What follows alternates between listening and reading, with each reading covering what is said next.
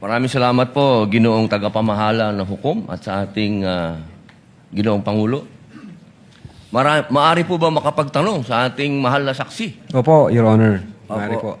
Ang una ko pong katanungan sana ay taga saan po kayo na lugar, na probinsya? Tacloban, sir. Tacloban. Tacloban City, Opo. sir. Kayo po ngayon ay Regional Director ng NBI sa BARM. Yes, sir. Opo. Yun po ba ay isang promosyon para sa inyo na madala sa BARM? Dahil totoo po ba na kayo ang tinatawag na Golden Boy ngayon sa NBI? I cannot comment on that po, Your Honor. Kasi po ang Nasa BARM po ako. Wala ho ako ngayon sa main office, sir. promotion po ba yon? Yung napunta kayo sa BARM? Balita ko po kasi ilang beses na kayo na-promote sa NBI. 12 years na po kayo, no? Sa NBI. Yes, sir. Opo. Ilang beses na po kayo na-promote? Since na pumasok ko ako sa NBI, Opo. sir. From investigation 1, 2, 3 noong 2015, 2016. Well, nung mula ako na pumasok ako sa academy, from investigation 1 hanggang ngayon sa regional director, sir. Ilang beses po yan? Sa isang taon po, ha? Sa isang taon? Anong taon po, sir, ang tinutukoy nyo? Bago po kayo napunta sa BARM. Bago ho ako napunta sa BARM, regional director po ako ng Mimaropa. May Maropa.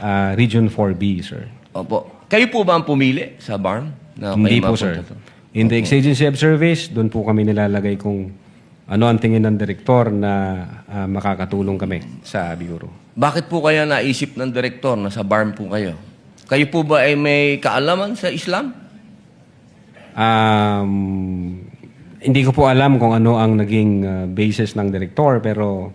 Kayo po mismo. Kayo po mismo. Ang BARM po kasi is Muslim Mindanao. Yes, Your Honor. Opo. Meron po kayong kaalaman sa Islam?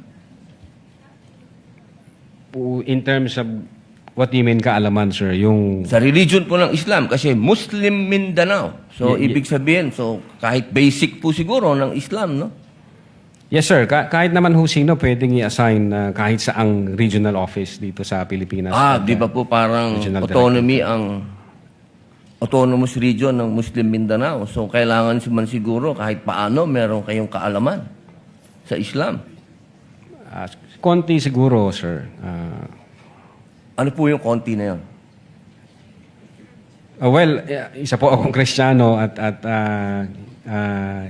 hindi ko ho malalaman yung kabuuan nung Siguro po dapat meron kayong basic din na knowledge ng Islam. Ano? So, pangalawang tanong po, okay na po yun. Pangalawang tanong po, meron po ba kayong, sa tagal nyo po, sa NBI, 12 years, meron po ba kayong na-encounter na kaso ninyo sa NBI? Kayo po mismo na-filean ng kaso? Your Honor, normal ho sa mga NBI agents na makakasuhan, in fact, maging sa sinumang law enforcement agency, that's the price we pay for doing our job and for protecting the country. As a matter of fact, in the NBI, Your Honor, we avoid the noise. We just finish the job. So, sir. ano po yan? Yes? Yes po yan? Yung sagot nyo? Yes? Normal ho yan yun sa amin. So, sir. yes po. Attorney Loto, kindly answer the question. Yes, sir. Oh, yes. Ano pong, pwede po bang malaman kung ano pong mga naikaso sa inyo? Well, wala ho pa akong natanggap na official case galing sa ombudsman, pero may nakita na ho akong complaint na binigay sa akin from NBI. Hindi ko na humaalala yung sa case na yan. Pero nung chinek po namin yung case na yan, Your Honor, sabi ko doon sa mga kasama ko, tingnan nyo nga yung validity at authenticity ng case na to. Pinuntahan ho namin yung nagnotaryo, I think So, meron Makati po, no? Court yun. Yung Makati Court, nag-issue ho ng certification na fake yung notary dyan sa reklamo na yan. So sabi ko, huwag nyo nang pansinin, marami tayong trabaho. Kung fake yung notaryo na yan, mere scrap of paper yan. Huwag na nating pansinin. Although, nag-aantay po ako, Your Honor, na mag-notify sa akin ng OMB kasi sasagutin po namin na eto ho ang nakalap namin, may dalawang Chinese na nagreklamo, chinek ho namin doon sa BI, yung dalawang Chinese na yan, I think, 9 months nang overstay at pinaghahanap din ng... Ano pong kaso po Bureau of yung Immigration. ipinatong sa inyo? Anong kaso? Hindi ko maalala, Your Honor. May mga kaso doon na nakalagay. Pero again, sabi Wala ko po nga, kayong isa kahit maalala na ipinatong sa inyo? if I'm not mistaken, arbitrary detention, may ganun ba? May unlawful arrest? Wala ho sa akin ang record kasi nga, sabi ko nga, nung makita namin na fake yung notary, hindi na ho namin binigyan ng pansin, Your Honor. Kasi napakakapal po nitong hawak ko. Wala akong problema, Your Honor. Sasagutin po kakapal. namin yan. Apo. Sasagutin ko Hindi po niyo yan. pa po nasagot magmula noong February 29 Kasi wala pa hong official notice galing sa kung anong ahensya. na nakarating po sa inyo. Wala pa. Wala pa ho. Ang nakuha ko lang, yung kopya niyan, siguro may nagpadala sa akin. Sabi ko, teka muna, wala akong official na nare-receive from OMB. So, nung chinek ho namin, kung nag-i-exist ba yung kaso, fake yung notary, hindi na namin So, ibig binigyan niyo ng pong pansin. sabihin hanggang ngayon, hindi kayo sigurado kung nag-i-exist to.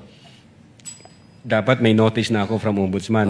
Di ba po dapat ang reaksyon ng isang tao kapag may kaso, harapin? Precisely, Kasi Your Honor. Hinihintay ko nga po yung notice from Ombudsman. Pag meron na hong notice Wala ang po kayong Ombudsman- notice hanggang ngayon? Sa Wala pa Ombudsman? po, Your Honor. Yun nga ang inaantay ko kasi sasagutin namin kasi meron po kaming certification na fake yung notary. Inaantay ko po, Your Honor. Mas maganda po, maharap nyo kagad. Definitely, hindi ko namin na po, tatakbuhan yan, sir. Kasi napakahalaga po ngayon nito.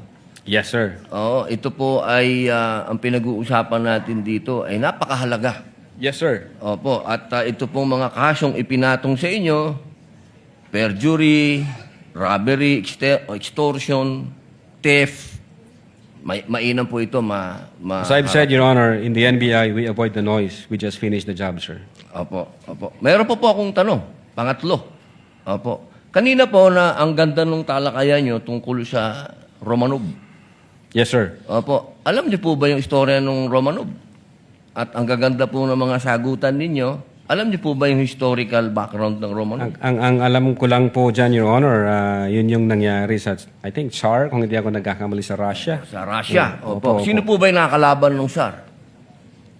Again, hindi ko po maalala, hindi ko po nakita yung buong... Yun. Kasi napakahalaga po malaman ng taong bayan kung sino po ang tinatawag natin na Romanov at sino yung nakalaban nila. Kasi po, katabi ko ang isa sa Marcos family. Yes, sir. Alam naman po natin lahat, batid natin lahat, na si Apo Lakay, Ferdinand Marcos Sr., ang number 1 na lumaban sa komunista dito sa Pilipinas. Batid naman din po natin na ang nag-execute sa Tsar kay Nikolai at sa kanyang mga anak, sa kanyang pamilya, ay ang komunista. Alam mo po ba niyo? Yes, sir. Opo. Ngayon, sino po ba ang pangalawang pangulo na lumaban sa komunista? Sino po, sir? Ay di si Pangulong Rodrigo Roa Duterte. Hindi ba po dapat isipin natin yung Romanov ay tungkol sa threat na pumapasok sa mga pamilya na mga namumuno dito sa ating bayan na lumalaban sa komunista. Komunista po ako Gusto ko lamang pong alamin ninyo. Yes, sir. But well, insofar as the investigation on the issue of whether or not may Romanov or operation of Romanov, ang sabi ko po kanina, nasa intelligence service po namin yan, at I think ang makakasagot po niyan, Your Honor, yung director po namin. Opo, kasi nabanggit nyo kanina sa usapan po ninyo, si Baste. Yun Na po yung... sinasabi nyo po kasi kanina, sa usapan po ninyo, sa napakagandang usapan, na yung Romanov, hindi na ipapaliwanag kasi kung ano ba yung ugat nun. Napakahalaga po na alam natin yung ugat. Si Presidente Marcos Sr. ang lumaban sa komunista, kaya nagkaroon ng threat noong 1986. Yes, sir. Ngayon, sinasabi ni Baste na nagkakaroon ng threat sa kanila, pamilya, sapagkat alam naman nating lahat na ang nagpatuloy ng paglaban sa komunista pagkatapos ni Pangulong Rodrigo Roa Duterte ay si Inday Sara Duterte, ang ating Vice President. Sumasang-ayon po ba kayo doon? Wala po akong personal knowledge, sir. Ay, bakit po kayo walang personal knowledge? Yun po ang sumunod na assignment ng ating Vice Presidente pagkaupo niya. Siya po ang nag-take over ng NTF-ELCAC. Hindi po alam ng NBI yun. Well, nag-NTFL kak siya, pero yung factual circumstances doon, Factual, wala pa po akong... wala po kayong... Pero alam niyo po, sagutin na lang po ninyo na siya ang nag-take over ng NTF-ELCAC. Yes, Your Honor. Opo. Isa na lang po, ginoong tagapamahalang hukom. Sabi niyo po kanina, ulitin ko lang po, gusto ko lang pong malaman uli. Inamin niyo po na wala kayong personal knowledge tungkol dun sa threat ng Pangulo. Ng pangalaw. Sabi niyo po kanina, wala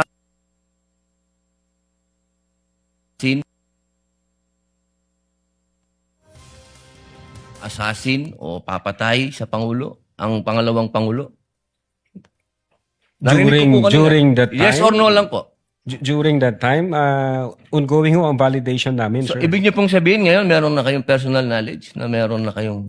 Hindi po, ongoing po ang validation. At sabi ko nga po, ang makakasagot po niyan, yung intelligence service namin at ang director po namin, sir. So, hanggang ngayon po, wala pa kayong personal knowledge. In so far as the cybercrime division is concerned back then, Hindi po, ongoing ngayon po. ho yung Yes or no po? validation. Ngayon po, sir. Mahal naming saksi. Ngayon po.